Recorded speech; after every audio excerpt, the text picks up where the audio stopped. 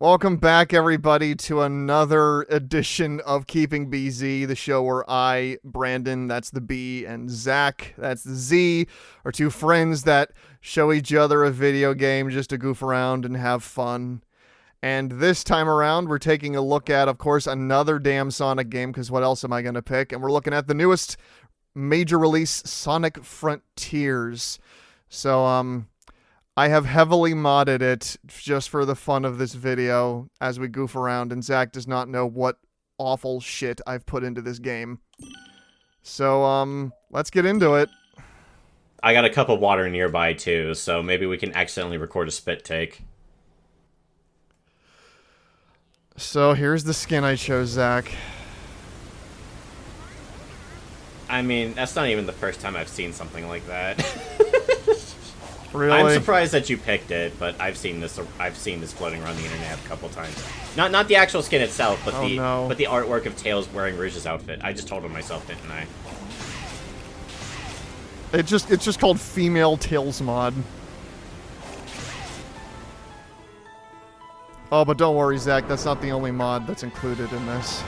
We shall see. So, Sonic Frontiers, just to actually talk about the game seriously, the build-up to this game was honestly pretty exciting. The concept alone of them just trying to ape Breath of the Wild and do this weird open-world Sonic thing, I was like, hell yeah. Oh, big mystery story about the Chaos Emeralds written by Ian Flynn, who writes the comic books. I am all in. Please sign me up for this. And the game came out. I was actually in a different country at the time, so I was like racing home to play Sonic Frontiers instead of enjoying this amazing vacation. And I got home, and I played it, and I really like this game. It feels like exactly what it is. It's a test. It is not a true, you know, they're going to refine this type of gameplay as they make more of these games. So it's going to take a bit before we see what this is ultimately going to be. But as just like an experimental game of moving the Sonic franchise in a different direction, I like this game way more than I didn't. Now, Zach, before I can let you give your side of this, I unfortunately must now click X and let things play out so that you can see.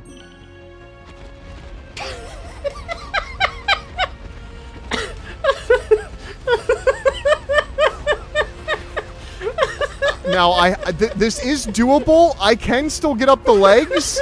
I've done it a couple times, but as you might expect, this is a fucking nightmare.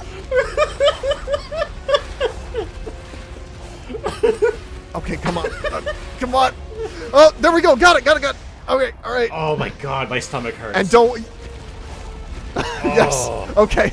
No, I almost got it. Oh.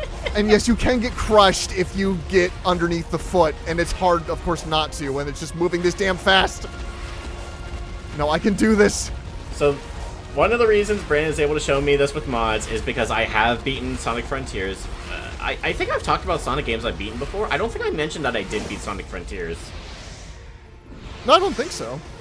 This is another Sonic game I've beaten. I quite like this one a lot. It's... Oh wait, no, never mind. I brought it up when you played Sonic 4, I believe. Not Sonic 4, Sonic Mania. What am I talking about? Hey, I like Sonic Frontiers. It's definitely yet another Sonic game that Sonic fans can't agree on, or just people in general, but I had a fun time with this. I remember, actually, I literally just remembered this.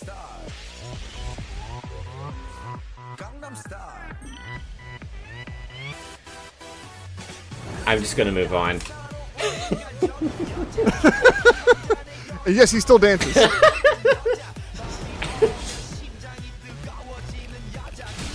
Yeah, the Supersonic boss fights are cool. They don't usually look like this, as you might have guessed. Sega did not put in size Gangnam Style. Brandon doesn't know I Am the Warrior, but he knows Gangnam Style exists. Yeah, this is totally not super dead of a meme or anything. I'm using speedrunning tactics.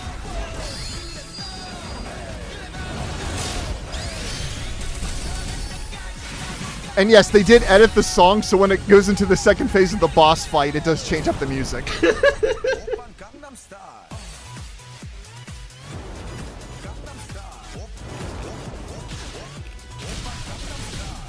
I am upset that it's not super female Tails.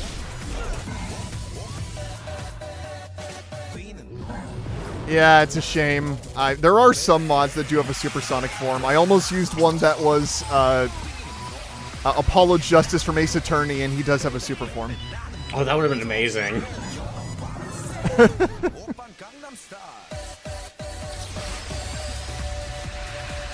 I want to talk about the game, but I can't because I'm listening to fucking Gangnam Style.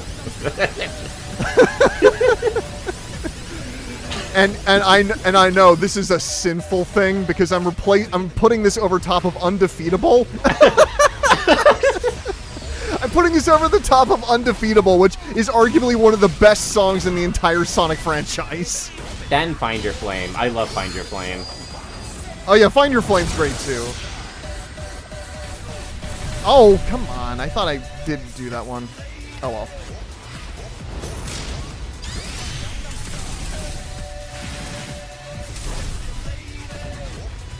And then when we do clear this, I do have another mod for the second Titan that I want to show off. Okay. It's a visual one, not an animation one. Okay. So we should be able to see it when it's introduced on the second island? Yes.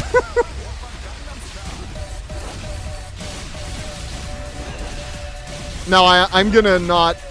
Like, I'm not gonna start the second island from the beginning. I actually have a different save file for that. Oh, okay. I mean, some of these actions are kind of fitting the song. They are. It's surprisingly fitting. Come on, almost got this. Just a couple more stops. Oh.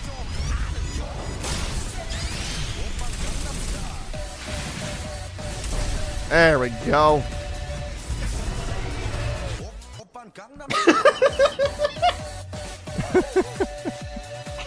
I love that they edited it so it has a different part of the song for each part of the fight in the cutscenes. Mods are amazing. Mods are... That was perfect. The first seal is broken. Thy next foe. Yes. This is a good story. This is actually one of the better stories in the Sonic series. But if you played the game, you've played the game. You know what's going on here. I'm here mostly just to show off the mods. Yeah, this game has. Yeah, I mean it's technically 4 islands because the one is more just a bunch of towers you climb without much to explore. But then of course they added a whole new island for the free DLC they added on. Though really, visually, the new island just kind of looks like Kronos Island. Okay, so we're gonna go to my other save data. So that's I'm a little farther ahead. Here we go. Oh, they're Chow eggs. Yeah. Yeah, so that's actually not a mod. This is actually one of the things they added in later updates for the game, which is called Springtime Cocos, which, yeah, turned them into Chow eggs. Oh, that's cute. Yeah, the free DLC I still need to play, actually. Yeah, the DLC where you play as Knuckles, Tails, and Amy is pretty interesting. Their control's not amazing, but it's really cool seeing Sega experiment with how these characters would play with the boost style of controls. And there's some moves I really do like, but yeah, there's definitely going to be a lot more ironing out if they're going to make these characters playable in future Sonic games. As it is, there's some really good platforming in the DLC. Hey, Sonic Team. Stick to this formula for a while and get it right eventually. Well, I shouldn't say get it right, because I think Sonic Frontiers does do a good job, but it's definitely a first attempt. But I wouldn't say it's a bad one. Oh yes, of course. The islands aren't filled with the most interesting things in scenery, but I do have fun running around them, and honestly, the combat, way better than I ever expected it to be. Oh, same with me. Like yes, the counter is super. You know, Right. it doesn't have. You can counter anything, and it doesn't have any real timing window, which is a shame. But I still find the actual feel of the combat in the game pretty satisfying, and I love how there's multiple different ways to defeat each of the mini bosses on the open world.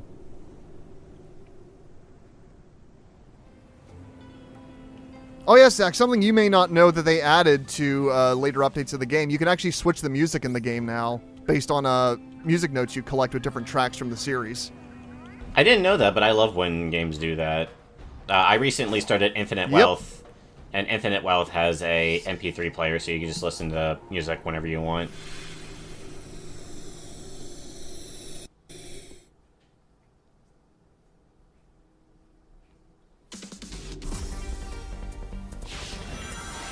The cyber stages. Yep. Yeah, that's pretty much how it goes.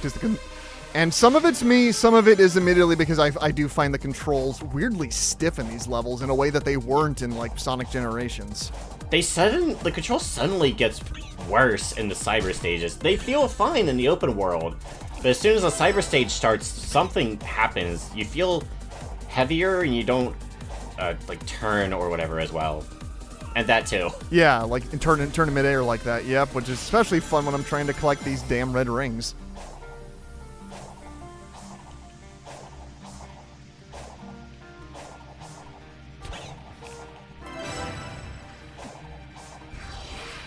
Oh, yeah, but the boost was too much.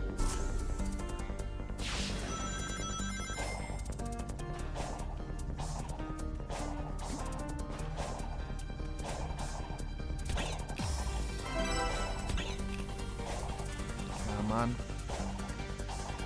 So I know when you did your playthrough, Zach, you pretty much just tried to go to Big the Cat and do the fishing to skip most of these levels, right? After a certain island, yeah. I think I did all of them on the first island. I might have done a couple on the second island, but the control of these islands I just didn't find that fun, so I just went through and did the big fishing stuff. Which is an interesting thing that they did, where pretty much anything that you need as a collectible you can get easily through Big's fishing, and you don't necessarily have to play the game fully as intended if you don't want to. But I mean, I can't even say it's not as intended because they put the fishing there for a reason. Yeah, I remember at first I tried not to use the fishing at all, and Brandon's going, you know, you can use the fishing. And then I started using the fishing to get through the cyber stages, and Brandon goes, hey, Zach, are you going to play any more of the cyber stages? And I went, nope, I'm fishing.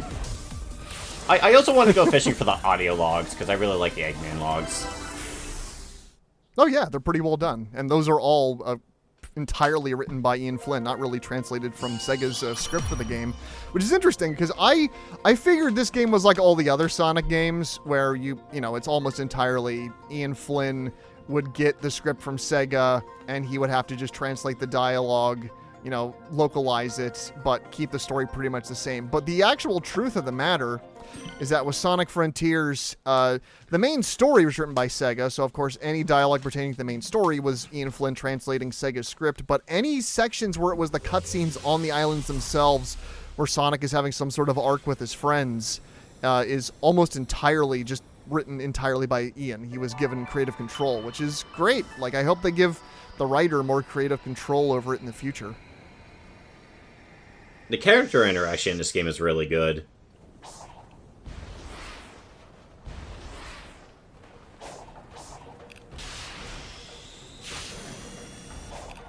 I like what they did with Knuckles, with Tails, with Amy. Especially with Tails, considering how he regressed in Sonic Forces, and Ian had to write around that. Yes. Which was great. I'm happy he did that. It just sucks that he had to do it in the first place.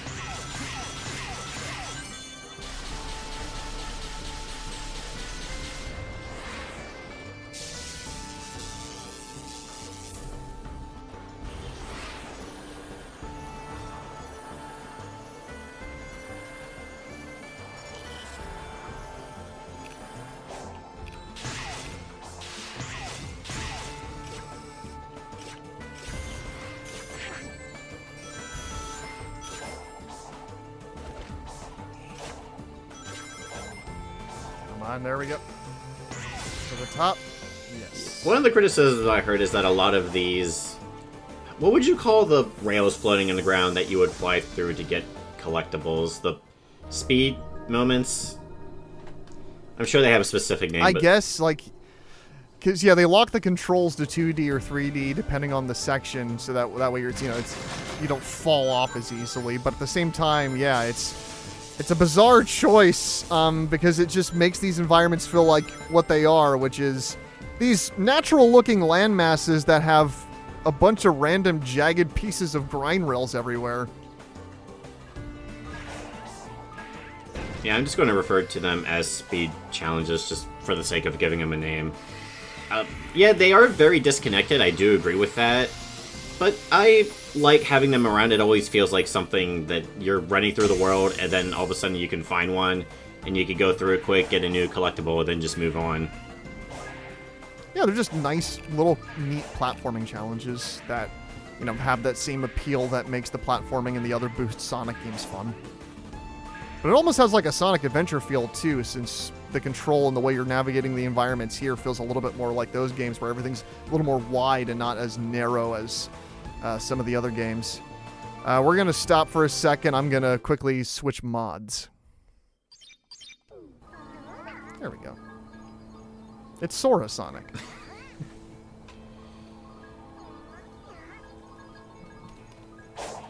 Sonic's gonna homing dash right into your heart. Yeah, I decided to combine two franchises that inspired cringe. Sonic the Hedgehog and Kingdom Hearts. Kingdom Hearts is awesome! Said the guy who said he was gonna stop after Kingdom Hearts 3. And is going to try to mean it, but damn it, I'm probably not going to, because it's Kingdom Hearts and nostalgia will hit me no matter how many times I complain about other people and their nostalgia. My nostalgia is going to hurt me as much as it hurts other people. It can feel that way sometimes when a franchise returns, and KH will, yeah, probably be going on forever. Oh, give me that red ring, you bitch.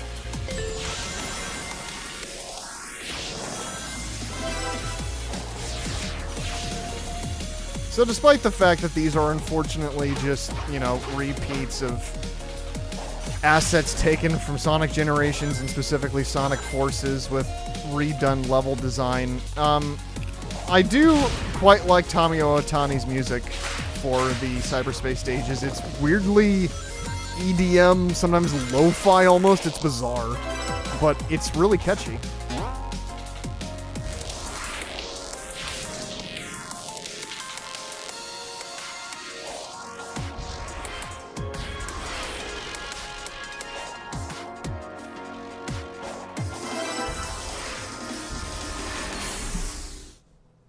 I missed one red ring, but I think I got most of the... Yeah, I did. So we'll just go from there. Go ahead, comments. We dare you. We dare you to comment about Brandon missing a ring. Give me that engagement. Yes, please. Please? Alright. So now... Yep, got the Go Vault keys. Do I have enough? Yes. I can now get that Chaos Emerald, so let's go get that Chaos Emerald. Whoop. First, let's get this. Yes, that way we don't have to worry about Knuckles needing more medals before he decides we're worthy to talk to him. I have a mod on Knuckles too if we see him. Not now, Sonic. I'm teaching Wade how to bowl. Yeah, that's what he's too busy doing right now, unfortunately. Yeah, I guess we haven't really on any public space or public recording talked about our feelings on the show Knuckles that came out recently, because of course, being me, I watched that on opening weekend of it debuting on Paramount Plus. If you're interested in the show, Paramount Plus has put the full first episode on their YouTube channel if you're curious. But the overall thoughts Zach and I basically had on Knuckles is... it's a frustrating show to try to critique because it has a lot of fun stuff in it, but as a story, it isn't really about Knuckles the Echidna. It's about Wade Whipple, which if you don't remember Wade Whipple, if you've seen the Sonic movies, he was Tom's, the police officer's buddy police officer who's like a pathetic nerd who makes 80s movie references in Sonic 1 and 2. And he was pretty charming in Sonic 1. In Sonic 2, his character was just reduced to making jokes about Ghostbusters and Star Wars, and I kind of got very tired of him. So when they decided to make an entire show about him, I was like, well, that's fine. If they can write him better, that's fine. But it's called Knuckles. It better be about Knuckles. And it turns out, not really. It starts out being about Knuckles. Then it turns out that, nope, not at all. It's a, oh yeah, here's the mod.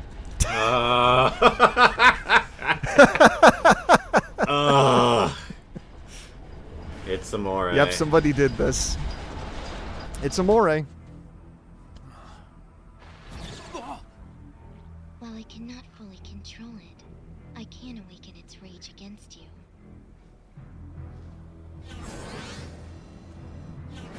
What'd you think of Sage, Zach? She actually gets, like, character development, which is something you can't say about a lot of Sonic characters. I like Sage. There's a lot of good fan art of Eggman basically being a father to her. That's all really adorable. Along with Metal Sonic as well. I need to find someplace safe. Yeah, I'm hoping they bring her back, which, let's just say that it's possible that she may very well come back, despite the ending of Frontiers. Well, you'll see. I mean, she makes an appearance in the murder of Sonic the Hedgehog. So I figured they were probably not done with her. Sure, I mean, that is a fan thing. I mean, not a fan thing, but it was made by the official Sonic Twitter account, but is it canon? That's dubious. It was made by the Sonic social media team, but you're also right that they probably wouldn't put Sage in there if there, Sega wasn't okay with them using that character anymore. So we'll see. They definitely seem to have some plans for Eggman, considering the arc he goes through in this game. Like, everybody has an arc in Frontiers, for the most part, because they're all about, like, no longer being identified by being, a friend of Sonic's anymore. They're going to go their own path and do their own thing.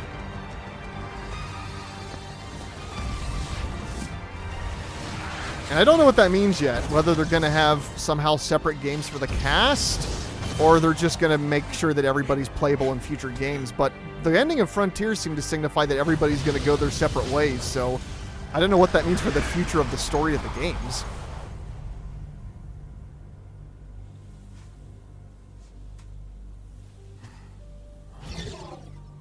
You cannot run forever. Final warning. Leave. That was a warning?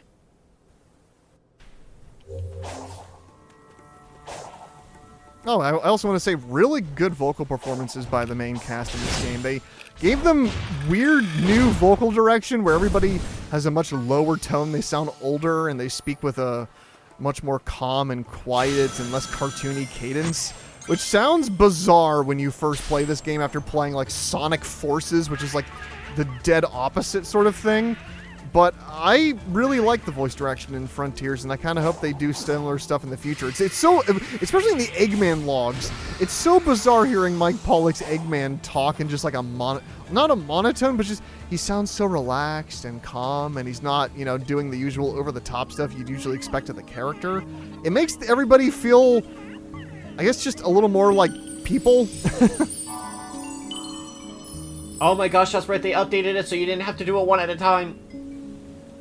Yep, they updated a lot of stuff, Zach, based on feedback. Sega's listening.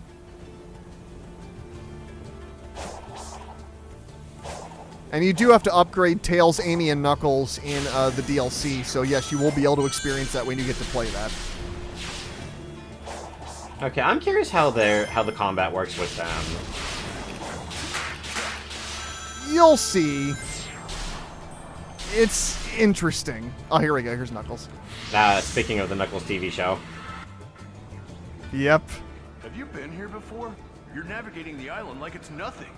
Oh, no. I do like this voice direction because it makes them all sound like they've all been through a lot and that they've known each other for a long time. Right into my brain.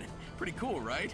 Which is reflective in the writing as well, because it's Ian Flynn writing, the characters all speak with a knowledge of the continuity of the entire series. I don't actually see it printed anywhere in the villages.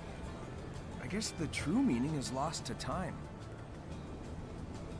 And it's all about, them just uncovering what the hell is the deal with this strange island. And that was the thing that intrigued me the most, is that the game had this story about, so where did the Chaos Emeralds come from? What are they? And this island seems to be attracting them, so do they have some purpose that we haven't been, Now, obviously, they're making it up now, but is there just some purpose to the emeralds that we didn't know about? And you don't learn a ton in this game, but what you do learn is the Chaos Emeralds are from space, which is interesting. That there's some, I don't know, that some other alien planet is their actual origin or whatever. Maybe we'll explore more of that in future sequels to Frontiers, but I think that's cool. It's a direction, which is more than I can say for how the series has been going in the past. Which is throw everything at a wall and eventually something will stick.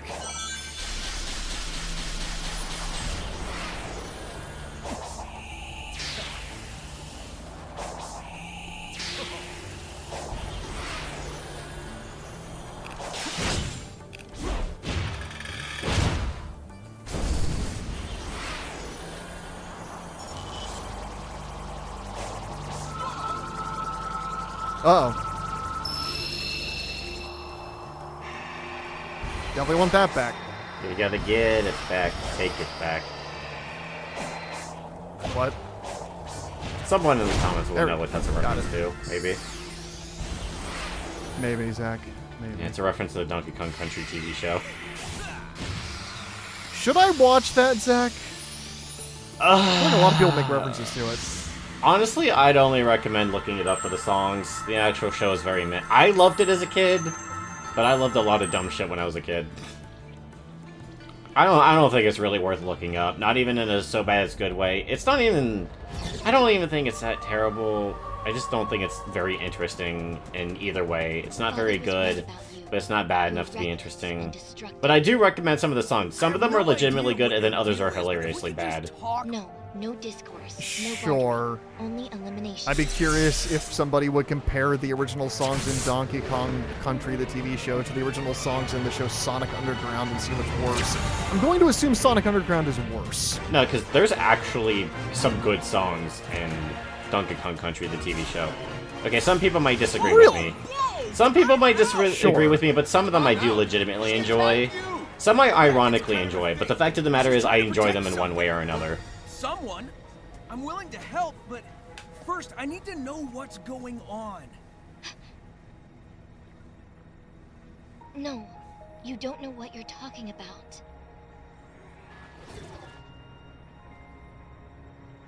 You're too trusting, Sonic. No, I'm not. Trust me.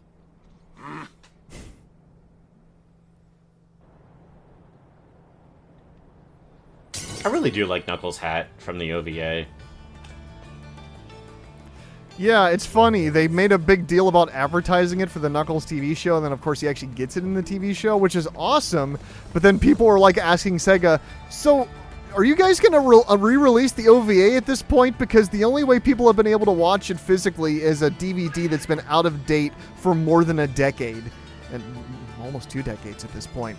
And Sega basically said, nope, that's never going to happen, sorry. Never going to see that on a physical release anytime soon.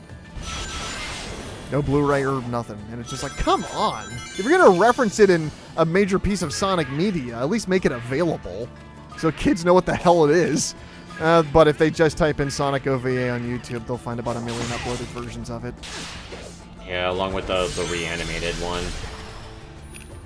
Oh god, the reanimated one. Yes, I made Zach sit through that, and I kind of regret doing that to him.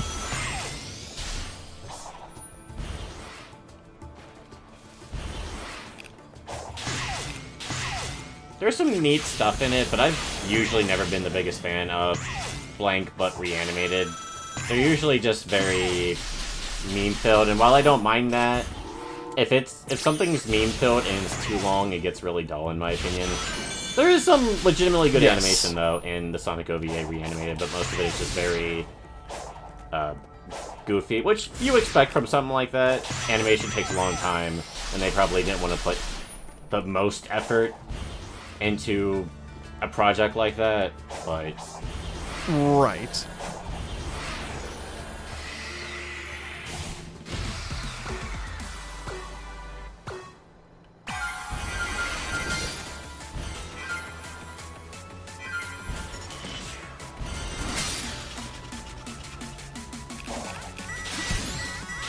Like, I don't want to shit on anyone's hard work on it. Like I said, even the really goofy, dumb ones, someone had to have put a lot of effort into.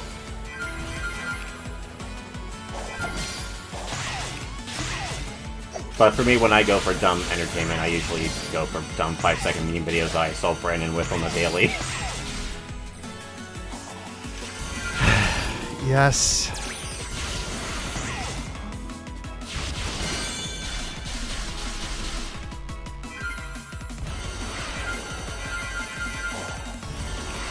Come on, I need another platforming section to get the combo up.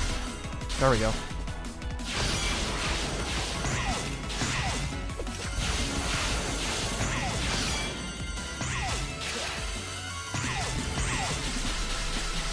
Nah, I didn't get enough. Oh well. If you're wondering what the hell that is, Zach, that's called an action chain command challenge, and those are something new added by the DLC. Oh, okay, because I was watching that and going, oh, do I recognize that? No, I didn't recognize it. Yeah, you basically try to rank up a combo by doing different kinds of tricks and attacks, and collecting those little yellow ball things that pop up, and those are dotted all over the islands now. And it's there's way too many of them, because the reward for S-ranking all of them is that you actually get the spin dash. Oh, you have to unlock the spin dash. Yeah, which is bizarre. But yes, you can get the spin dash in this game, which is interesting because it already has the drop dash.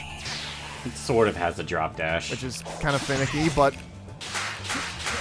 it has some speed if I can get it onto a flat area of land, but yeah.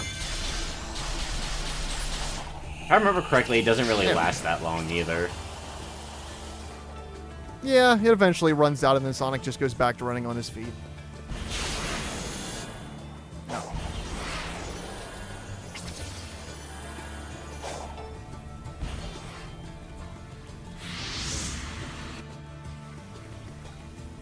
Can you see that seal in the center? So if you were to rate Frontier, Zach, in terms of your experience with the franchise, where would this game sit? The problem is, It would time sit. still goes It would like probably sit at the you're top, useless maybe on the slightly below Generations. Wow, thanks for the concern. It'd probably be Anyway, Generations, I can toss it and to the then device holding Frontiers, the and chain. then Maybe I can Colors. get it to reel it in? Worth a shot. Yeah. Just And then don't slip Adventure and 2 would fall. be all I the way can't at the hold bottom. Oh no, Zach, don't say. I mean, I think you've said that in I've previous said it in PZs, previous but yeah, videos. Zach does not particularly have a fondness for the gameplay of Sonic Adventure 2. I'm sorry, but when the only part of it I like is not the major part of the game, like, I could say I enjoy the Sonic and Shadow levels, but if I don't really enjoy the Tails and Eggman levels, and I definitely don't enjoy the Knuckles and Rouge levels, the Sonic and Shadow, there's not enough Sonic and Shadow levels. If there was more Sonic and Shadow levels, like if you doubled the amount of those, and then you sprinkled in the other characters once in a while, I think I could forgive it. There's just not enough of the speed levels. But where would you rank Frontiers? Because you've played many, many more Sonic games than I have. Like, I still have to play the classic series. I've played 2 to a certain extent, and I can never... Oh. Or Sonic. I almost got a new piece of music. Come on, Sonic, die. That's a good question. Because honestly, Zach, I think you're right on the money when you say that this game isn't the best Sonic game, but it's pretty well up there in terms of the enjoyment I get out of playing it, even if I do find the cyberspace stages clunky to control. Because overall, just it's a flawed game, but the things that work about Frontiers really work. The writing, the characterization, the story's one of the best in the series, and the scope. Like it's one of the few Sonic the Hedgehog games that I think I can actually say has atmosphere. Because even if the environments themselves are kind of generic in their overall look, the sound design and the exploration of everything feel great. So if I may have another hot take, and this one I would definitely get murdered over.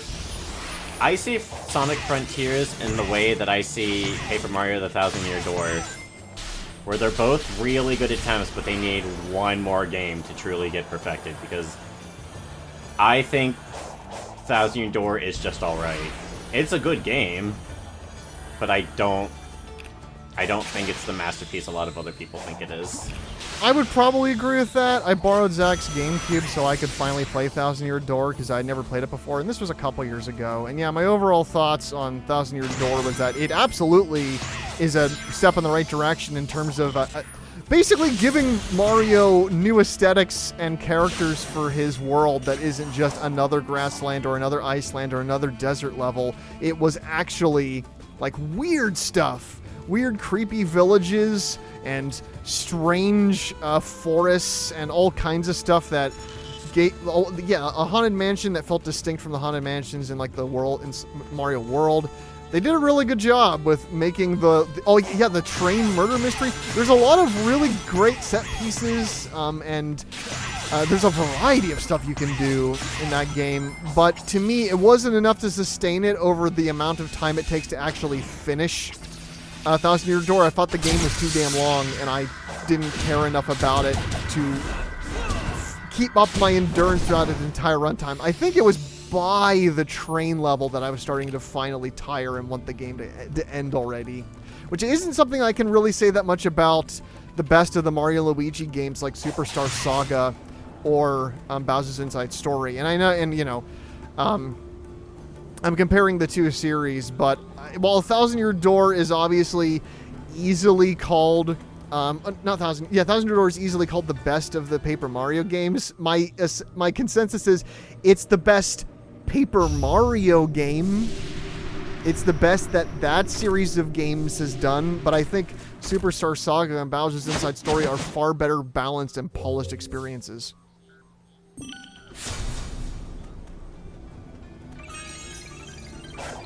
I agree with that, and I would even go so far as to say Paper Mario Thousand Year Door is the best by default. Because regardless of what people think of Super Paper Mario, whether you like that game or you don't like that game, I honestly feel the way about Super Paper Mario the Brand feels about Thousand Year Door. I think Super Paper Mario is too damn long, and I couldn't get through it. I felt Paper Mario Thousand Year Door was the right length in my opinion, but there was definitely some filler moments that were extremely terrible, and I hated them. And Super Paper Mario also has that, but has less interesting gameplay. In my opinion, the only reason Thousand Year Door is the best one is because Paper Mario... Paper Mario went off the rails due to Super Paper Mario. And if they just had stuck with the regular Paper Mario formula and made a proper sequel to Thousand Year Door that enhances that gameplay, I think that game would have been great. Right.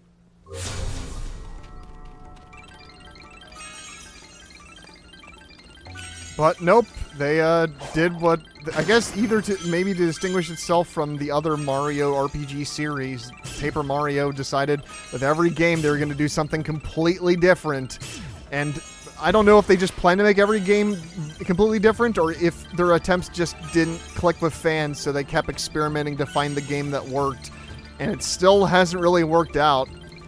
For a while, I mean, especially when Sticker Star released, the enthusiasm for that series pretty much died, and Color Splash didn't do it many favors either. And then I remember the build-up to Origami King actually being, there's a lot of hype behind it. People like the concept of it. They like the design of the creepy origami Peach and all the other stuff that the game had going on aesthetically. But then that game came out, and the consensus I got from people is that Origami King was okay. Origami King is quite possibly the most mediocre game I've ever beaten. I only got that game because of its soundtrack, and that was a mistake. I could have just listened to the soundtrack on YouTube. The soundtrack is fucking awesome. The rest of the game is not. Yeah, Zach can show me some of the soundtrack. The soundtrack to Origami King I would call phenomenal, and I haven't even played the game.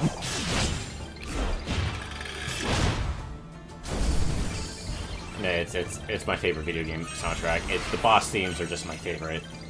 I mean, Sonic Frontiers boss themes rival it, because I love songs with lyrics and Undefeatable and Find Your Flame are badass, but man, the boss themes in Origami King are superb. And not even just the boss themes, just even battle themes, all the different battle themes, I love those. Usually I find one battle theme in an RPG I like and kind of stick to that, and then just kind of think of the other battle themes as, man, but Origami King, I love pretty much every battle theme. And it's just such a shame that that game is so... It is at least more interesting than Sticker Star. I couldn't get far in Sticker Star. Fuck Sticker Star. Sticker Star fucking sucks. Yeah, I don't think that's a very out there opinion, Zach. I think it's pretty much a consensus that people despise the tedium of its design. Chucker Conroy made an entire series about why Sticker Star is awful, and it made me glad that I didn't try to beat it. I had never seen a modern game designed in such a way that Sticker Star is, where you just can't figure out where to go without a walkthrough. I thought that was the thing that died with 80s point-and-click games.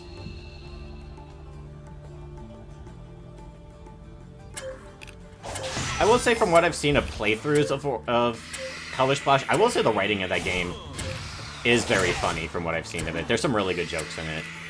Origami King has... Yeah, I'm interested in Color Splash on that front, but yeah, the actual act of playing the game kind of makes it difficult for me to want to try it. Look, when you make a card game and even I look at it and go, I don't want to play it, you messed up. I play every card game. Yeah, if you do that to Zach, you've made a horrible mistake, because he'll play most things that have a card in it. I will. Okay, well, I think that's probably a good place to wrap it up. I just wanted to show off some goofy mods and talk a bit about my thoughts and Zach's thoughts on the game Sonic Frontiers and the future of the Sonic the Hedgehog franchise. I'm intrigued by what may come in the future, but knowing Sega, they may just do what they always do with every single new idea for a Sonic game they come up with. They throw the baby out with the bathwater and they just make something completely different. But as it is, thank you for watching. Hopefully the kind of inconsistent pacing of this video between the meminess and us having serious conversations wasn't off-putting. But if you enjoyed it, thanks for joining us, and we hope you join us in the next video. I mean, isn't that what Keeping BC is all about? The inconsistency between the meminess and the serious conversation? Yeah, pretty much. So I guess we're always on brand. We're always on Brandon.